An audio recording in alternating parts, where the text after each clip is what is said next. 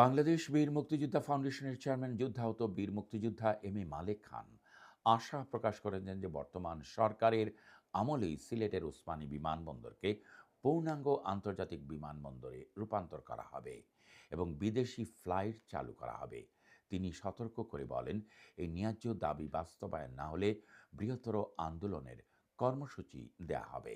গত 14 এপ্রিল মঙ্গলবার পূর্ব লন্ডনের ভ্যালেন্স রোডের একটি কমিউনিটি সেন্টারে fully functional Osmani international airport বাস্তবায়নের দাবিতে ইউকে ক্যাম্পেইন কমিটির উদ্যোগে আয়োজিত এক মত বিনিময় সভায় তিনি এসব কথা বলেন।